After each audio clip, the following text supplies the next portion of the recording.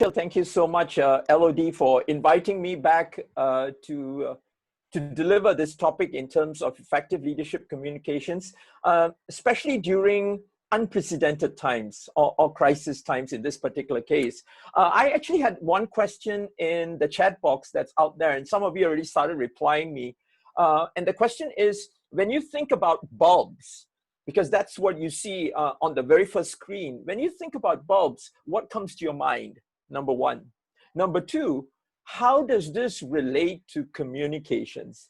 So if you could go into the chat box, and if you've got inputs, please share those inputs with everyone as I do my basic introduction, and then I'm going to jump into looking at some of these responses that you are actually placing in the chat box itself.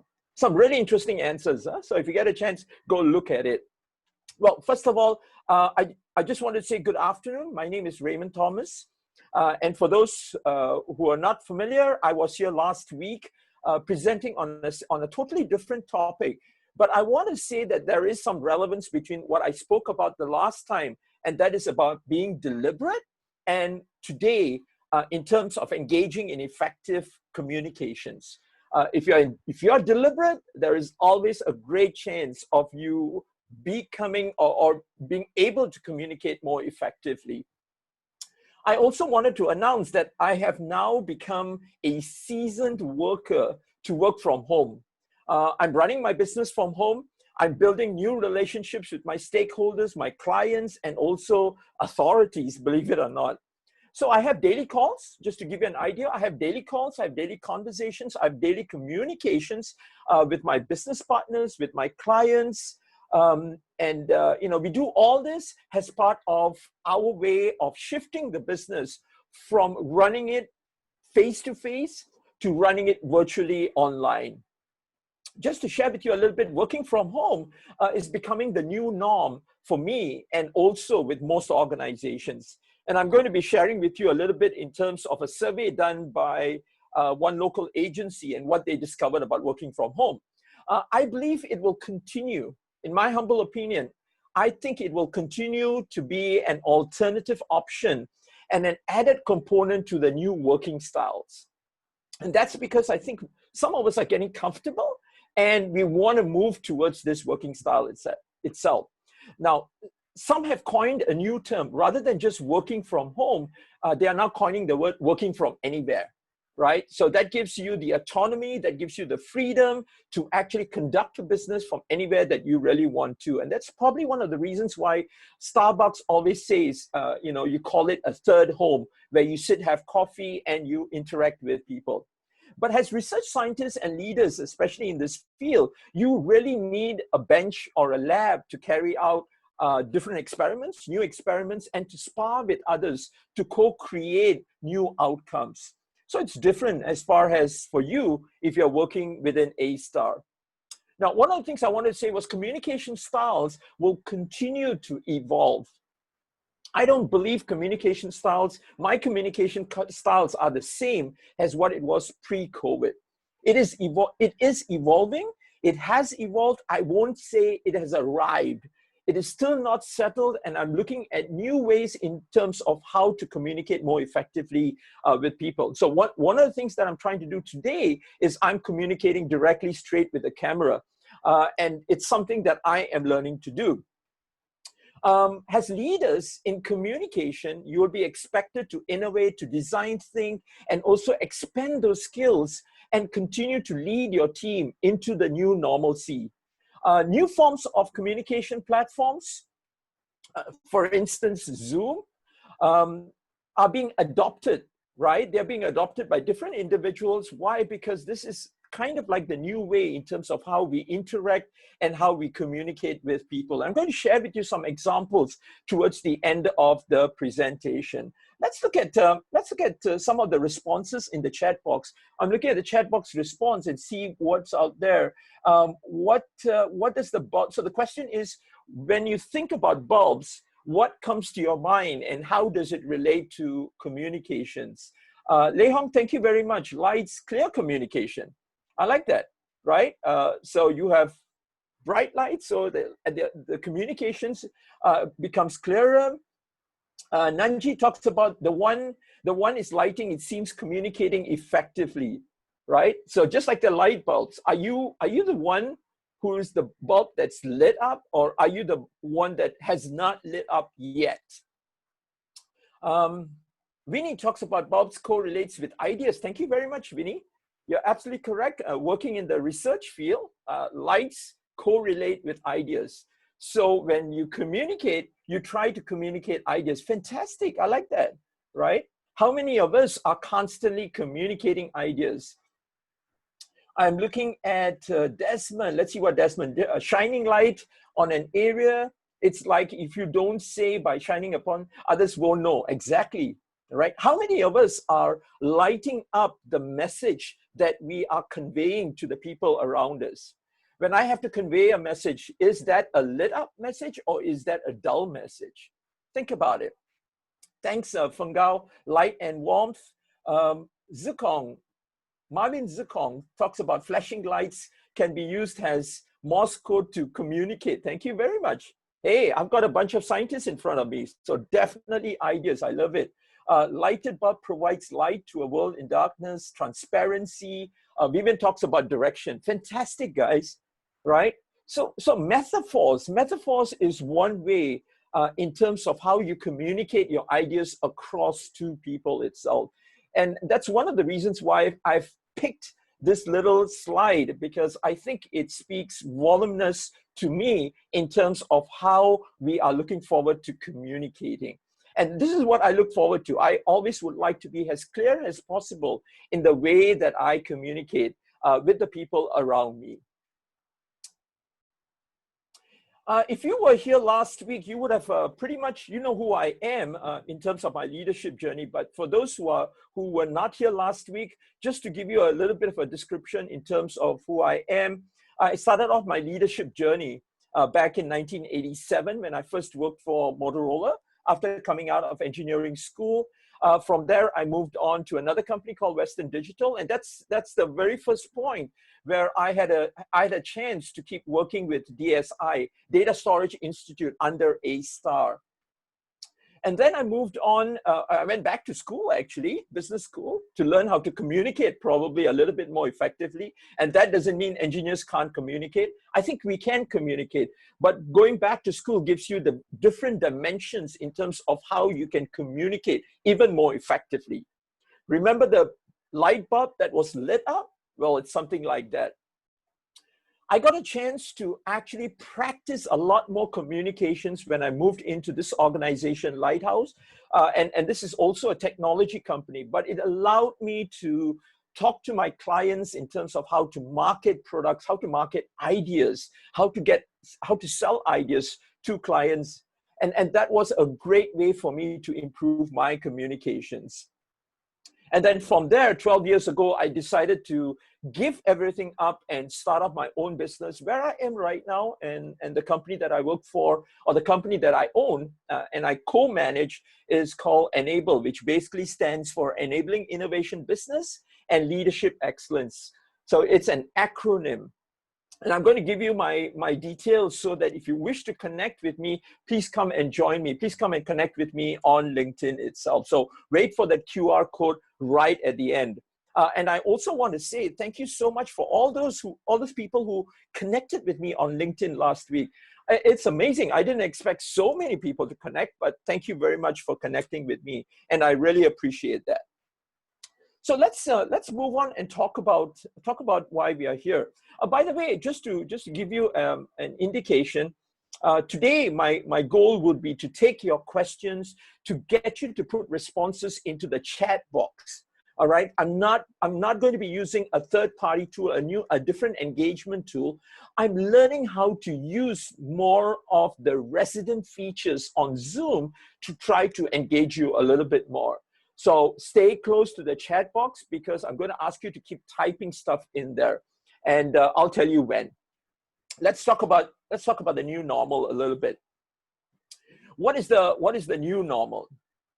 You know, as long as the world has not found a cure or a vaccine for COVID-19, we may have to keep adjusting ourselves to the new normal. And you realize the new normal here could be anything. Now, the new normal could mean a new way of living and going about our lives, working and interacting with our stakeholders, our team members, our clients, our supervisors, and everyone else out there. Please bear in mind that we may have to live in the new normal for the longest of time. And I'm not trying to repeat, a message in terms of what our Prime Minister said, but it's a fact. It's something that we need to think about. We have learned to adapt our lifestyles to live with everything that's happening around us. Okay, at least for the last 3 months. And we continue not to settle, because if you look at it with phase 1, soon they're going to tell us what phase 2 is going to be, and eventually what phase 3, and all that requires some level of adjustment. And that adjustment affects us. Just hang on, give me a couple more slides, and I'm going to tell you which part of yourself is going to be affected. I want to give you an example. Look at HIV. HIV has been around since 1980s, and possibly even before then. Although not as widespread, we still have not found a vaccine for it. We have antiretroviral drugs that can control the disease, but it can't cure it. But we have learned to adapt to having HIV in the world. Is that what our new normal is going to be? And I want to leave you with that question. And it's about our ability as humans to keep adapting to all the life challenges that we are actually thrown. Be it in the A-star space, or be it in any field that you can actually think about. I believe that right now it's one of the most tumultuous times in terms of all the changes that we are going through. We probably define the new normal by determining the choices that we make, defining new boundaries for these choices, and eventually communicating this to everyone around us. So our choices are changing. And as a result of these choices changing, our boundaries are changing. Just like the way I'm actually delivering this from my home office rather than from my actual workspace itself.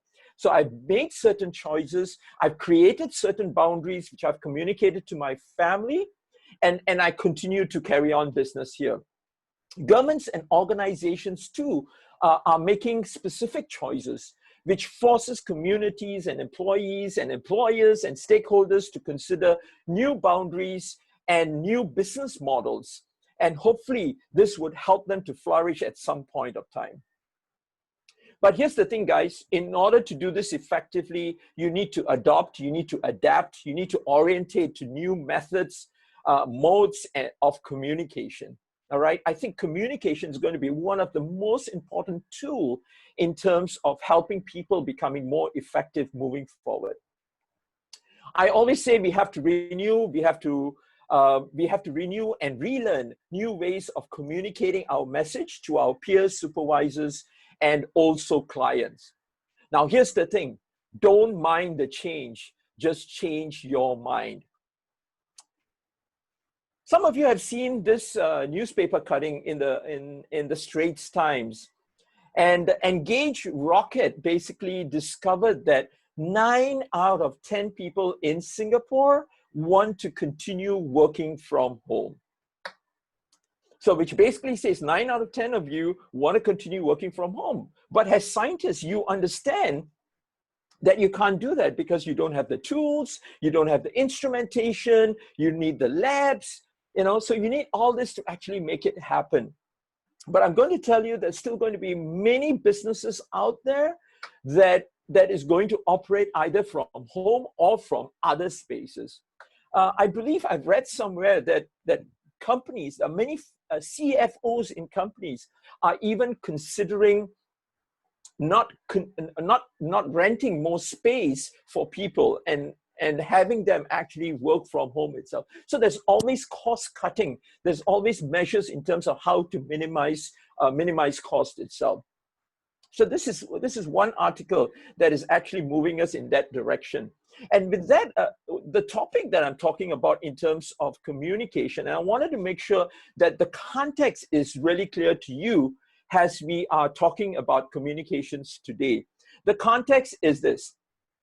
The context is I want to review how we communicate in the post-COVID circuit breaker times. What are you doing? So I'm assuming if you are here and watching this presentation, that you are a leader, you are a manager, you have people in your team that you need to lead and communicate with.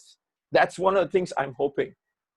And if you are doing that, then it's all about how do you minimize the C in communication challenges, engage the C in creativity in the way that you communicate, so that you can maximize the C in conversations and communications.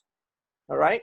So please keep that in mind. Minimize the C in communication challenges, engaging the C in creativity so that you can maximize the C in conversations and communications and maybe even companionship. Okay? So what am I talking about today? Here are 4 things that I want to really race through today as we are going through this session. And I want to create some time so that you can ask me questions. Why change your communication styles? Number 1. Number 2, basics of communication. Number 3, managing your communication presence. And number 4, we look at empathy and also the future of communication. So how can you communicate in the future? Always remember that first metaphor that I had out there. Are you the light bulb that's lit up versus all the other light bulbs? Okay? My first question to you, and I'd like you to come into chat box and post your responses. Go into chat box, and if you could chat with me in terms of what challenges do you face as a leader trying to communicate effectively.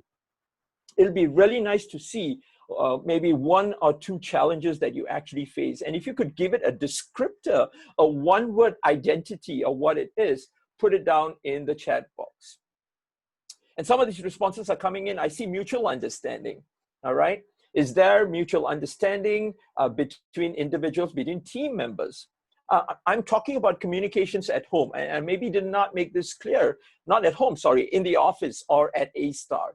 I heard mutual understanding. I see clear messages. So what I'm understanding from KM, and please correct me if I'm wrong, is messages are not clear. Okay, what are the challenges are you facing? Go into the chat box and chat and talk to me there. Thank you, Mohammed. For my team to really understand what I am trying to convey. Wow. That sounds really passionate, all right? For your team to really understand what you're trying to convey. That's a powerful thing. Leon says different expectations. Yeah, all right? All of us have different expectations. Why? Because we make different choices, because we have different boundaries, and we need to think about how to communicate those expectations. Leon, you've got a key point there. Li Ping, predict response. Aha. Are you predicting response? Are you the one who's got the glass ball and you're able to predict what other people are going to say, how other people are going to act? Incredible. Thank you, Li Ping. Looking at other responses, communicating without presence. Woohoo! Gosh, presence is becoming such a powerful word. Where is the presence? Are you turning on your camera or you're not turning on your camera? I'll leave it to you. Think about that. I think presence is important. Lack of face-to-face presence. Not knowing that my team didn't understand what parts of what I shared. Okay, good stuff. Different point of view. Lack of time. Why are we seeing all this? Why are we seeing all these challenges? Loss of focus. Why are people losing focus when you're trying to communicate with people? Cannot see face-to-face and body language. That's a great one, Freda. Thank you so much. So we have lost a lot of visibility in between our in our non-verbal cues, in terms of visuals, in terms of vocal. Probably we have vocals, but we don't see the visuals. On top of it, How do you determine the visuals sometimes when people don't even have their videos turned on? Different understanding, different expectation. Taufeeq, thank you. Not able to convert my message from chats and phone calls. Sometimes it's easier to draw. I agree with you, Taufeeq. If it's easier to draw, then draw it. I think that's a great thing. Drawing is a form of communication. And I am going to share with you, out of the different ways of communicating, which is the most powerful way of communicating. Just hang in there. Slow thinking to response. Radiana, slow thinking to response. That's a great point. I want to say, and if you were here in my session last week, one of the reasons why people tend to be a little bit slower in their thinking process is because they want to be deliberate, right? And I have to say, all of us think at a different pace. There is no way that I can say that you think at the same pace as me. And I can pretty much, demonstrate that not here right now. Yinping, different agendas, very good, different topics, openness. Wow, this is amazing, guys. So there are challenges, but here's the thing. Are these really challenges with us or those who are receiving our message?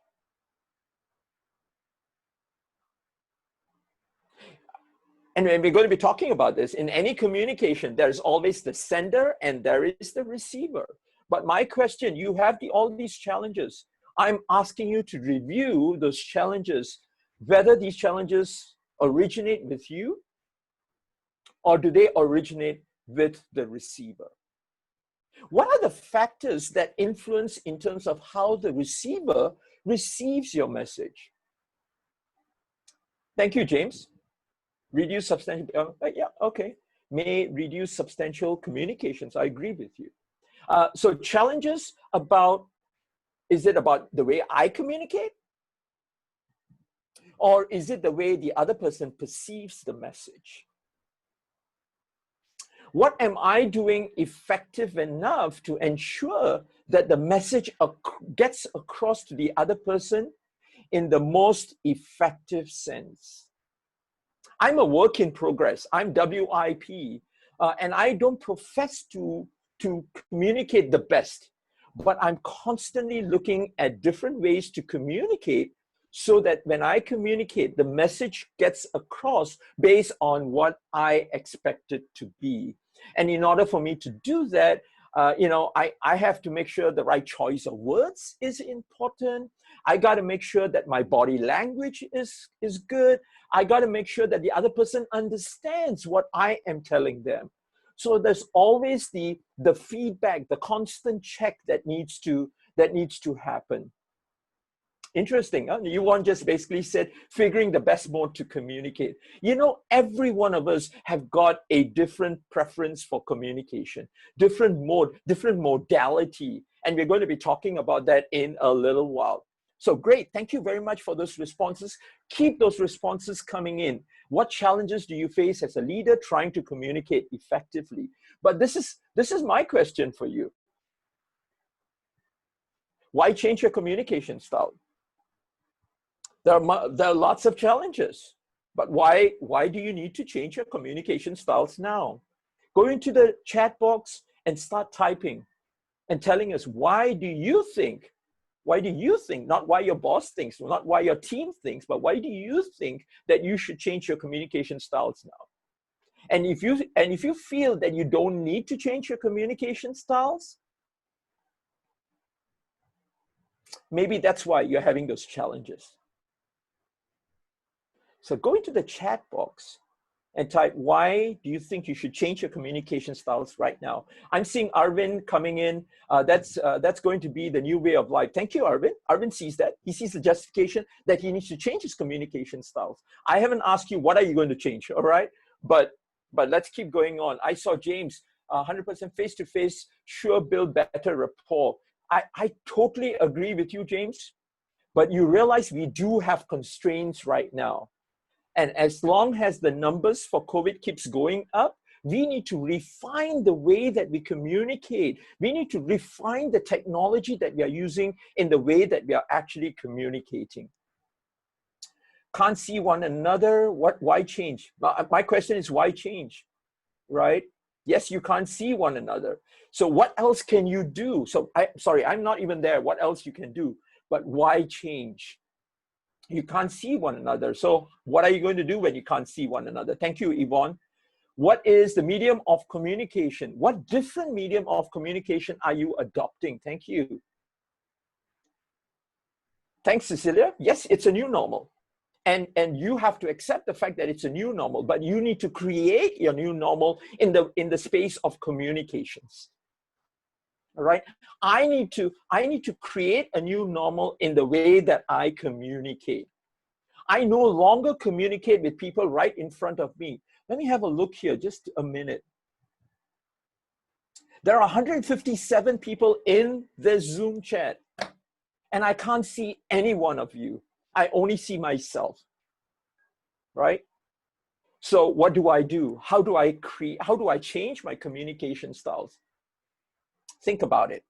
I just want to go back to the chat room, see what else is there to communicate better in the situation. Thank you, Peter. I agree with Peter. We need to communicate more effectively. We need to communicate better. But the question is, how are you going to communicate better? Are you consciously communicating differently from what you did in the pre-COVID times? Who are you having conversations with so that you know that you need to communicate differently? What ideas are you getting from your friends in how they are communicating, and something maybe that works for them, and you could try it so that you can communicate more effectively? Guys, I think what I'm trying to say is we need to prototype our new communication styles. We need to think our new communication styles. We need to determine what are our choices in the way that we communicate, the boundaries in the way that we communicate, and we need to communicate what we want to communicate or how we want to communicate. That's what we really, really need to do. Thank you very much for all those who are putting in your responses. Really great. I'm sure that's going to be captured in some form or another. So the question here is, why change your communication styles? Why change your communication styles right now? Maybe because some of your communication styles are not working. And we need to look at it in a slightly different way. So time check. All right, let me move on. I'm just keeping track of time. Let's move on. And I wanna pitch communications from a slightly different angle, which if you've been to my workshop, you will realize that I love to come from a brain perspective. And one model that I want to share with you today in terms of communicating with the brain in mind is something that I like to call as the SCARF model. And I want to use the SCARF model, and I want to say that the SCARF model is even more important at this point of time. And understanding the SCARF model, understanding your priority in terms of the 5 dimensions that I'm going to be talking about, is going to help you communicate more effectively. For those who are familiar, congratulations. If you're not familiar, I've got a QR code there. You can go read more about the SCARF model itself. Our brain, well, let me share with you a little bit about our brain. And if there are neuroscientists out there, you know this. Our brain constantly operates in either a reward or threat state. Okay, either a reward or a threat state. And you know what state your brain is in at this very point of time. So here's the thing: drastic, rapid, unplanned changes causes our brain to be thrown into turmoil and adopt probably a threat state, especially when we don't have coping strategies to help our brain remain in the reward state. We become cautious, we become careful, and we are aware of all the dangers that's around us. The dangers in this case could be merely represented by the changes happening around us. How come this person never communicates with me anymore, right? We ask that question. Now, this is my best friend at work. And guess what? Now he doesn't call me or he doesn't talk to me. So our brain tries to adapt to the surrounding so that it can maintain a reward state as opposed to a threat state. And who brought this up? David Rock. All right, David Rock actually developed a brain-based model for collaborating with and influencing others. And that came out in a paper in 2008 in Neuroleadership Journal. Now, he introduced the model. If you want more information on that, you could also consider the book, Your Brain at Work. Let me pull the book right now, just a minute.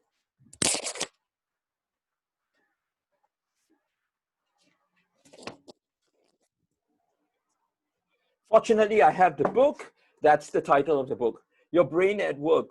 Great book to read, very easy reading. And if you get a chance, get a copy and read through the whole thing.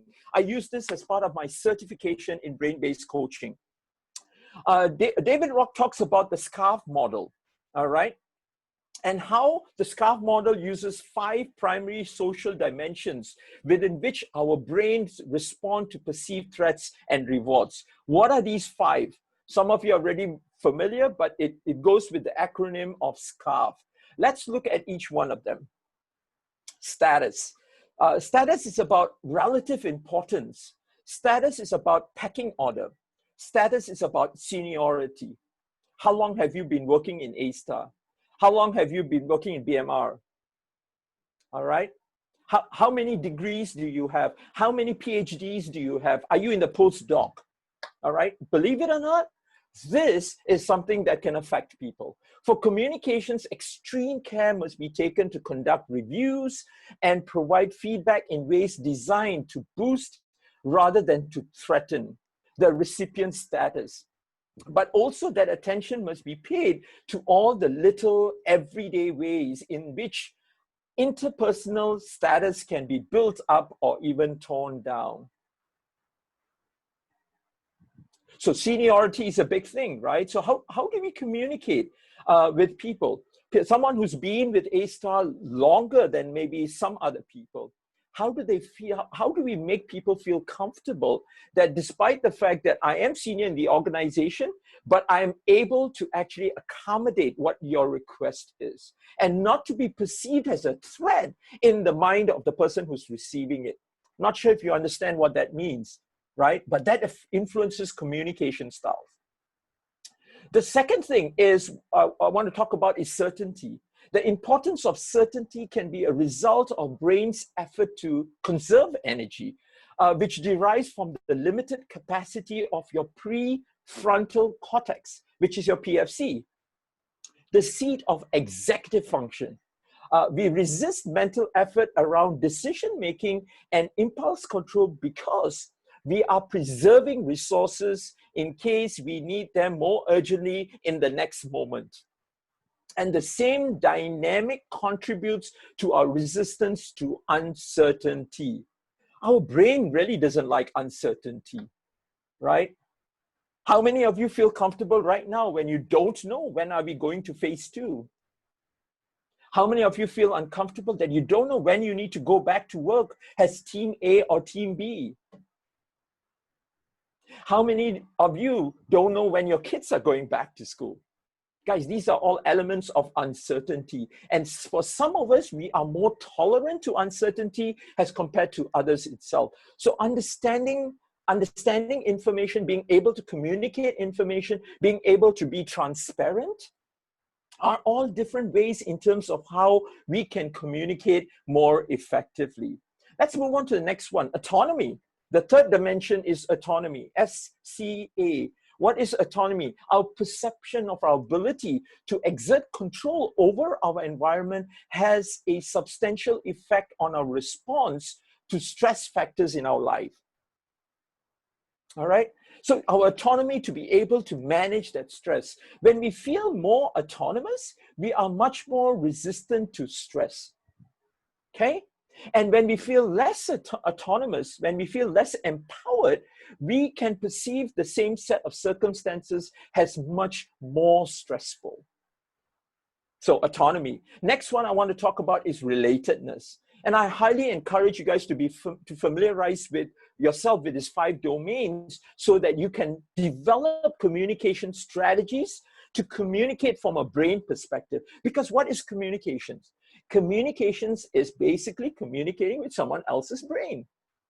Relatedness, the ability to feel trust and empathy about others, is shaped by whether they are perceived to be part of the same social group. Relatedness. How many of you feel uncomfortable when you don't have meetings, or when you're not having a meeting with your normal team? So you ask the question, am I part of this team, right? Is this how things work? So for instance, when a new person is perceived as different, the information actually travels along pathways that are associated with uncomfortable feelings itself. The last element there is fairness. The perception that an event has been unfair generates a strong response in the brain, especially stirring hostility and undermining trust. Fairness. So here's the thing. I want to just share this with you, and I would like you to go read about it so that you can develop more effective communication strategies using SCARF. But the question here, and I've done this in workshops at A-Star, where I get people to sit down and rank SCARF, which is most important to you and which is least important to you. And for those who have been in my workshops, you will realize that the configuration or the ranking that I have for SCARF may not correspond with the other person's ranking of SCARF. And that's one of the biggest things that anyone would take away from that workshop. If it means status is most important to me while the other person, fairness is most important, how am I able to communicate so that I am able to help the other person realize that this is a fair conversation? So what I would ask you to do is, number one, do a ranking for yourself based on this. And from there, try to develop communication strategies that would help other people communicate or understand you even better. So this is slightly from a brain perspective. The other model that I have, which I put up here, is the conventional communication model. Okay, everybody's familiar with this conventional model. And pardon me for the image that I have there, not really the best image that I have. But one of the things that I want to talk about, we have engineers in the group. We have engineers in the group. Thank you so much, James. I just happened to look up at the message, but we'll talk about that a little bit later on. Communication models. What did I say? I said we have engineers in the group. And one other thing that I want to talk about is signal to noise ratio. I'm an engineer, and I believe many engineers understand what signal to noise ratio is. But here's my point in terms of communication. I think signal to noise ratio has decreased, especially during the COVID times, and even right now. So in other words, if you look at your signal to noise, so probably what I'm trying to say, if signal to noise ratio has decreased, that means noise levels have increased and signal levels have actually decreased. So these are signals that you experience in your attempt to communicate. Why am I communicating and people don't understand that this is my expectations? All right. And I don't know why, but people could be preoccupied with other things or issues at home, taking care of the kids. So the thing that I always put together is the surrounding noise that influences your ability to actually communicate, right? How can you continue to communicate clearly despite the fact that there are a lot of other noise that's surrounding it? What kind of noise am I talking about? I could be engaged or drowned in messages that I'm getting from people on fake news that actually contradicts whatever you are saying as a boss, as a supervisor. So trying to understand the signal to noise ratio. So if you think about what is heard, right? What are you hearing from people? How are you hearing this from people? If you're having a Zoom call and the Wi-Fi is not working so well, then the other person is not able to listen to what you're saying. And the message may be construed. You could overcome that by asking people, please tell me, what do you hear me say? Or what is the expectation? Our thoughts is another thing. We've got so many different thoughts that's going through our heads, right? And I think we need to be fair in terms of trying to understand what people are going through. Also about how it is said. or what is said. So I've got a couple of tips that I've actually put down here. Communication model. You know, we talk about communication model. Do we have clear thoughts? Are we congruent with what we are saying? Are other people congruent with what we have said? So the expectation element. How are we articulating the message? Is the message getting across clearly? Are we mindful in the choice of language, words, jargon that we are using, such that it's clear in terms of what other people wanna, or what we want other people to actually do?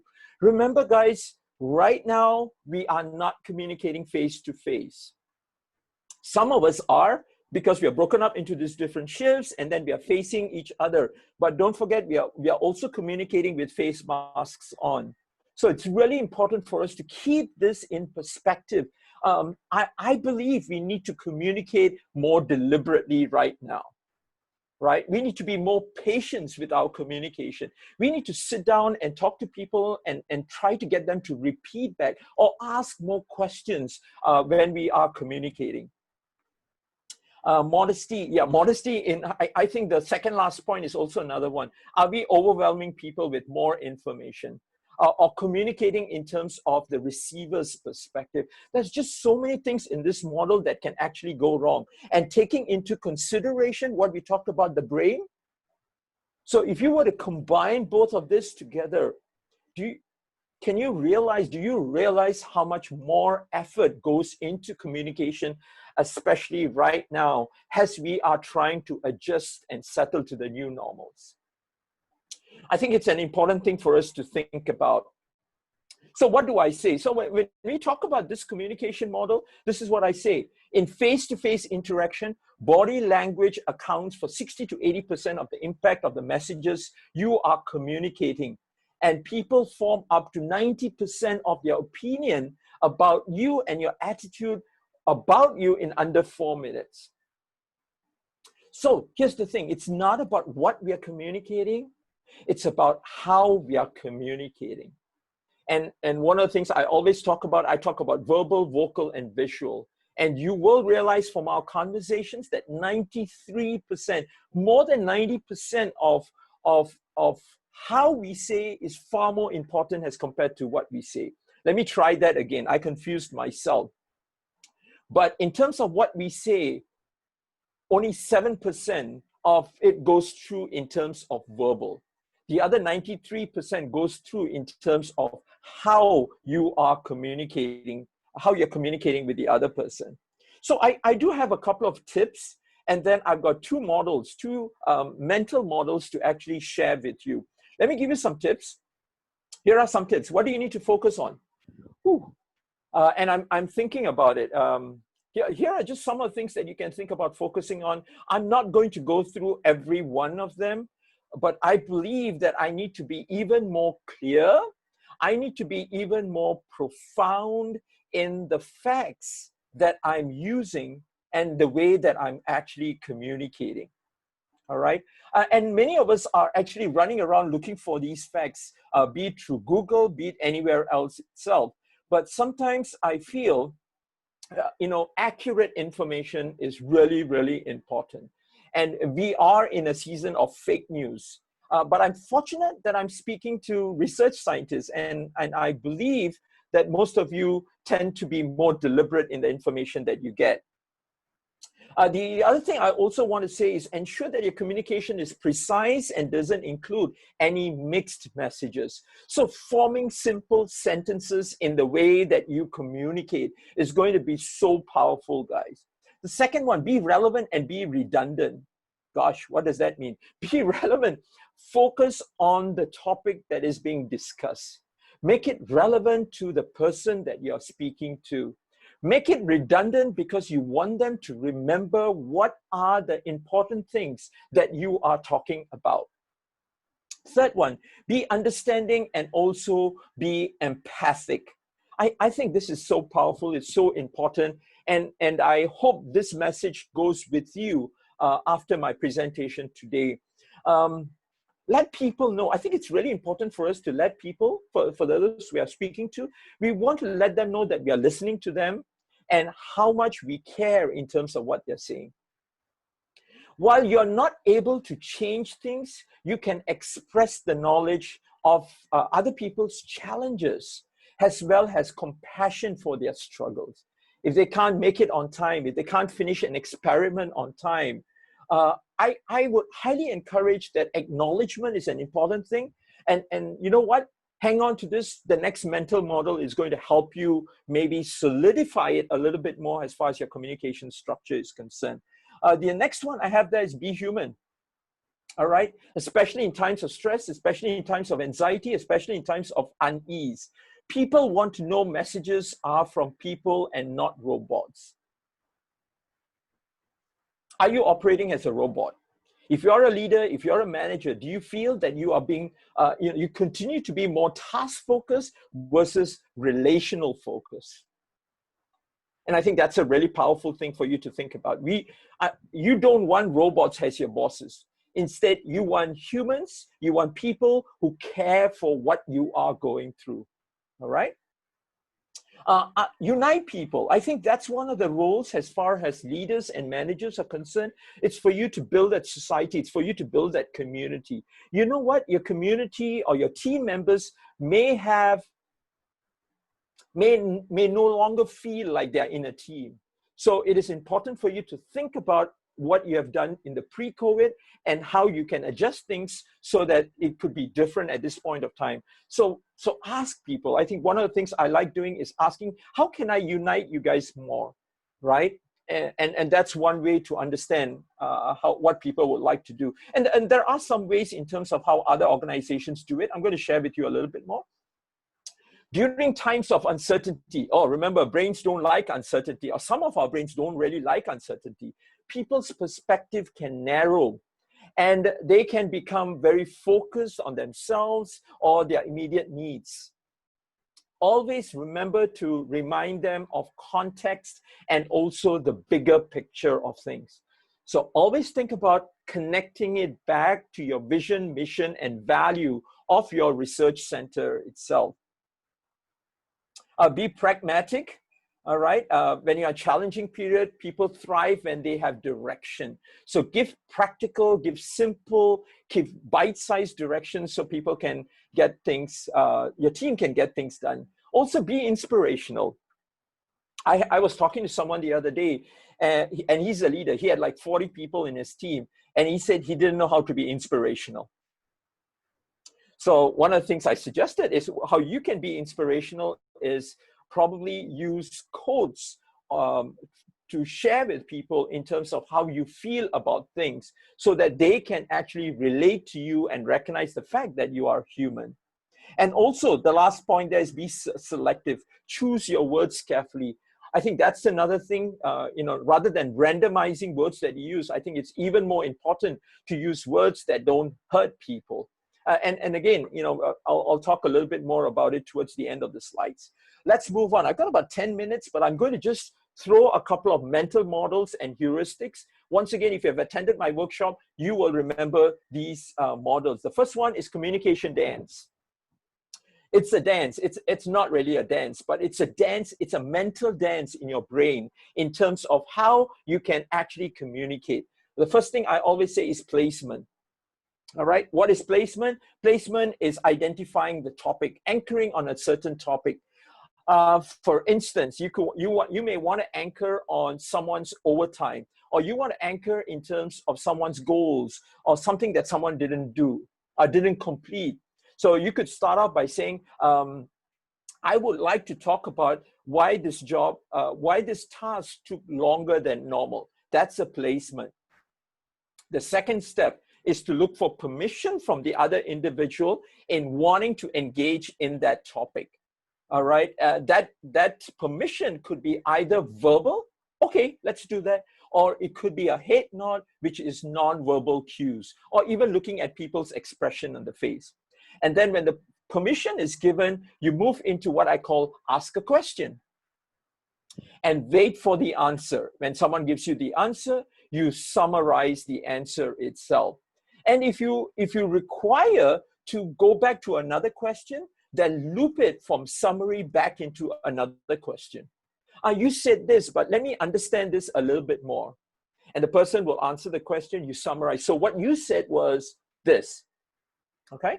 So once again, use the whole thing: placement, permission, question, summary, question, summary, question, summary. And then if you want to change the topic, go into placement, permission. Now you don't need to talk about many different topics. You could just talk about one topic. Let's talk about working from home. And the person says, okay. Then you can ask questions like, what are some challenges that you're facing at home? And they could share with you those challenges. You summarize those challenges. And if you wish to ask another question, you ask another question, right? And it could move in terms of trying to solve a problem or trying to just get a better understanding in terms of what's going through people's minds. So once again, this is a mental dance: placement, permission, question, summary, question, summary, question, summary. And then when you want to go to another topic, go back to placement, permission. This is one way of doing it. Another mental model that I like to use in the workshop is what I call the R strategy, where you anchor yourself on a topic. I want to talk about purchasing tools, tools in the lab. All right. I think we have purchased a lot of tools. You're revealing an answer. What do you think? Encourage. So this is another method, another mental model that you could use in terms of communicating with someone. All right. So these are just some of the ways that you can think about. And if you have more questions, don't hesitate. Join me on LinkedIn. Come ask me questions, and I will share a little bit more with you. Let's move on. Next one: choice of communication. Okay. I think choice of communication and modality is becoming a huge thing. And it's gravitating around the technology, facilitated technology in trying to get our message across. I mean, look at it this way: delivery platforms. I'm delighted I'm using Zoom, but tomorrow I'm going to be using WebEx. Monday, I'm going to use Microsoft Teams. So we've got different ways in terms of how we are communicating with clients itself. I think these delivery platforms are really, really important. And to me, I think what is really important is having video. Why? Because I get to see who you are. I get to see your reaction towards what is being said. And that is so important for me from a feedback perspective when you're talking about communication. Other ways of communication, as most of you are familiar, some of you use WhatsApp, Telegram, WeChat. You realize that technology is the way that we are actually engaging with people. Electronic mails is another one. Phone calls. And all this is really great. But the human connection is missing, right? So we try to facilitate, we try to combine. Now, here's the thing I want to share. We will not be 100% when we are face-to-face. We won't be there. If you get to do that, that's great. But if you don't, then I think as leaders, you need to think about how to combine technology facilitated and human connection to communicate that message across to people. All right. So formal, informal meetings could be Zoom meetings. Here's another thing. I've got a friend who says that they have water cooler conversations. And water cooler conversations are simple as 5-minute, 10-minute conversations with someone else, either through the mobile phone or through Zoom. All right. Now, these are the conversations that you have with someone when you are in the office with them, when you go to lunch with them, when you're walking across the street to get Starbucks. So these are called water cooler conversations. And many of these conversations have suddenly disappeared. I think it's really, it's really important as leaders. You need to think about how to reinstill these conversations with your team members. So in other words, it could be a one-to-one conversation, just picking up the phone, talking to someone and saying, hey, how's it going? So there is this element of check-in. So you're doing a check-in or you're doing a water cooler conversation. I heard of a team that does a team huddle. I'm confident that many of you do team huddles. But this one team does a team huddle where every Monday morning they get together for 1 hour and don't talk work. Once a week, get together, don't talk work. It's all about talking about personal stuff, talking about someone who's helped you do certain things in the team. They call it a high five. You know, it's amazing. It's so funny when I watch their sessions, they go like high five, you know, and they kind of like put the palm right in front of the camera. That's kind of like a high five. They acknowledge, they show gratitude towards people who have helped them with other things. And I think this is a powerful way to build that relationship, to build that rapport that is really important, especially in communications. To get your communications going, you got to think about relationships. You got to think about rapport too. So how do you manage some of these presents? Let me share with you some ideas in terms of how you can manage some of these presents. Virtual presents. So you're saying that we only can do Zoom right now? That's fine, all right? How do you maximize Zoom? And how do you maximize your presence through Zoom? Couple of ways of doing this. I think it's really important. Focus on the camera. I'm still struggling, right? I tend to look at images. I tend to look at videos of people who are right in front of me. So one of the things is Google has this feature where you can minimize your own video so that you don't keep looking at your picture like an idiot and seeing how terrible you look.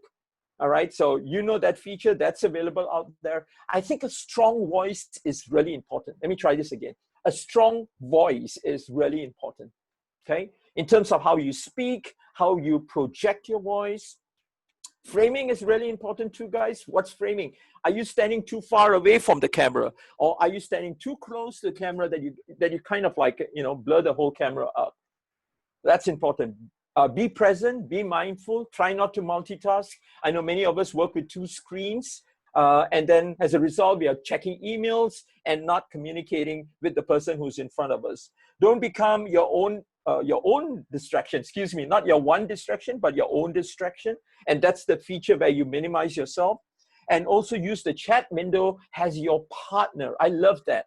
All right, and that's one of the things I'm learning to do is to use my chat window as a partner, to talk on the chat window when you're communicating, when you want to share links, use the chat box.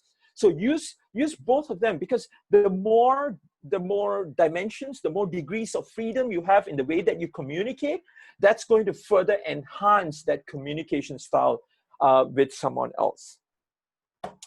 I think I've given you a lot of information, and I know I'm 1 minute to 3, but just bear with me. I've got a couple more slides, just 2 more slides that I want to share with you. And then you're welcome to jump into the chat box and start asking questions.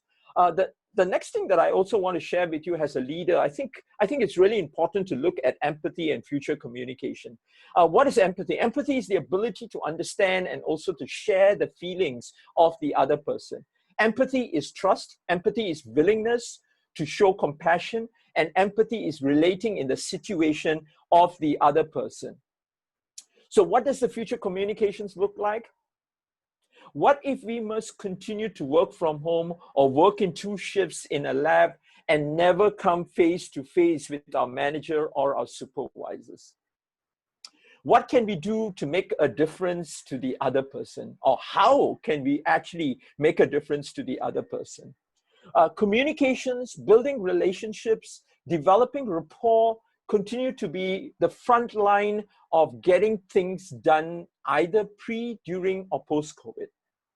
I would like to impress on you that it's time to pivot our methodologies, our modalities, and our styles so that they are tweaked, they are aligned towards more compassion, more vulnerability, and more empathy. What is going to matter more in the future of communication is our sole ability not merely to leave thumbprints or footprints or palm prints or hardwire prints in people's brain, but more to leave hard prints through the generosity in time, in listening to people, in understanding what challenges that they have. And this is what will inspire and motivate others to communicate more effectively in the future itself. I want to leave you with a little message, something that you want to think about.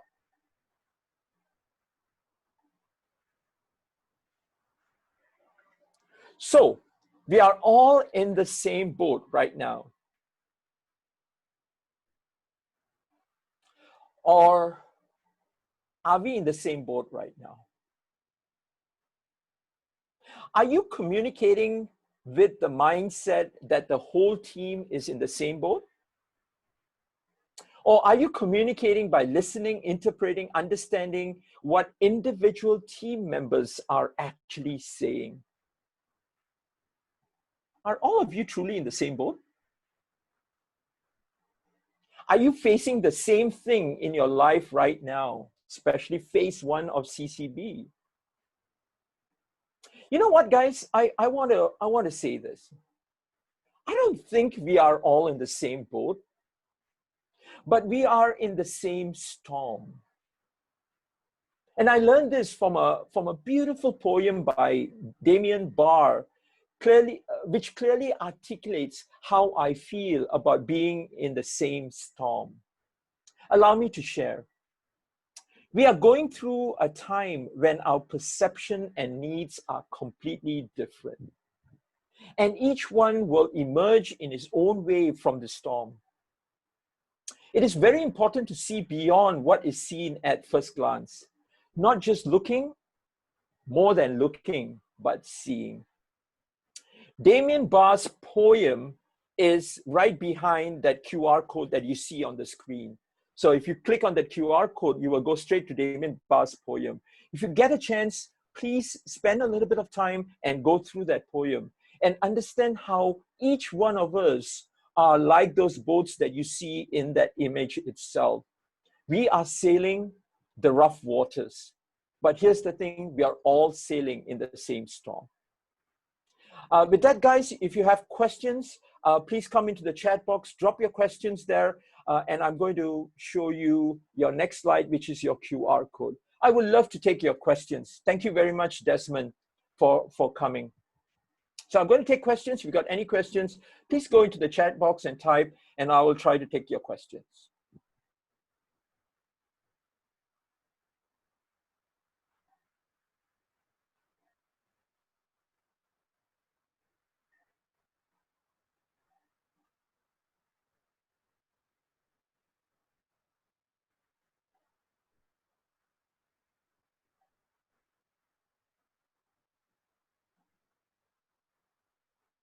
Well, you're welcome, Mohammed.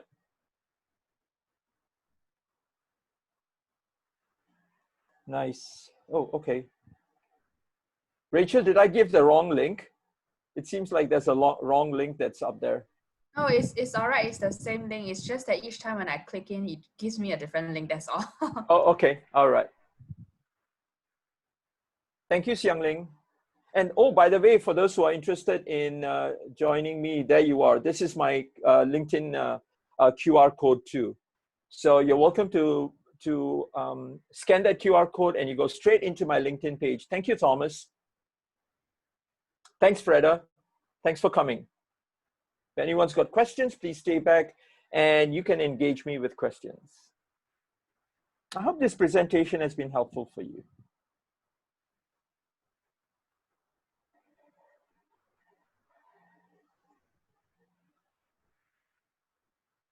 Thank you, Seed. Thank you, Lon. Thank you, Vinny.